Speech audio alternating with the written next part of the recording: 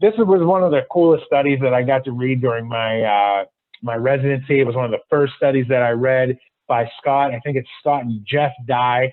They were brothers. They were both orthopedic surgeons. And at this time, there was this real big argument that was going on. Do people feel pain in the intra-articular structures of the knee, right? For example, cartilage. Does cartilage cause pain inside of the knee when you start to see damage to the cartilage, right?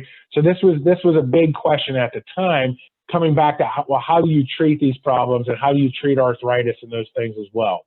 So what the two brothers did, basically, the one brother scoped the other brother without anesthesia, right? So think about that, a little crazy, right? The one brother cut into the other brother's knee, put the scope in, and at that point, they almost had to basically stop the study that they were doing, because when they cut into the fat pad below the patella, which has tons of nerve endings, the one brother couldn't take the pain that was coming from it. But then eventually, just like any type of pain, it subsided and they were able to continue on with the study.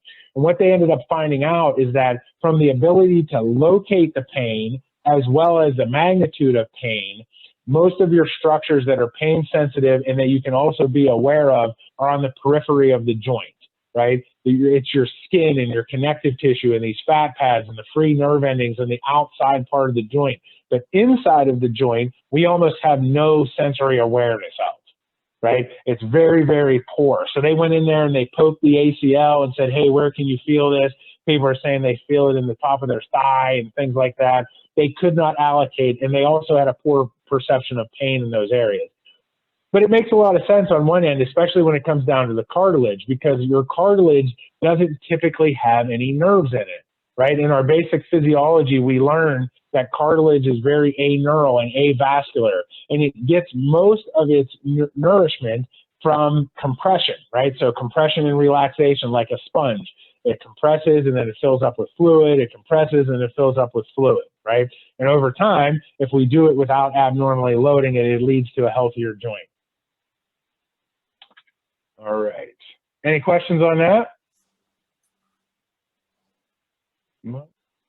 There's probably one more thing to say about that I didn't quite say, is that it was chondromalacia, right? Chondromalacia is a softening of the cartilage.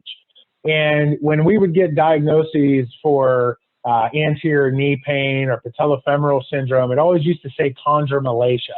No, are you ever seeing that in your clinic at all? Chondromalacia, are they still diagnosing that? No, I don't believe so, but we talked about a little bit in class, sort of like the shift from that term to patellofemoral pain syndrome and whatnot.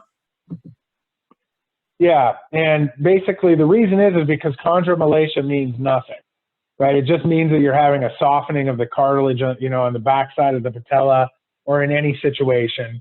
But, what we see is that cartilage, we know, is not causing is not the cause of their pain, right? Which is the big important thing to understand. Like I showed that picture of the door being hung inappropriately before, where the carpet underneath represents the cartilage that is getting worn down, and the concrete underneath of the cartilage is the subchondral bone.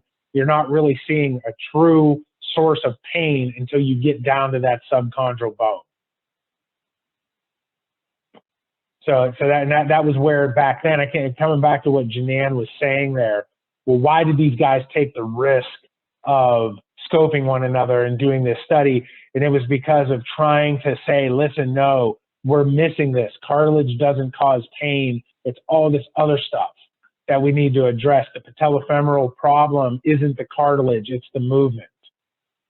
All right, so thanks, Janan. That was perfect. I'm glad you brought that up.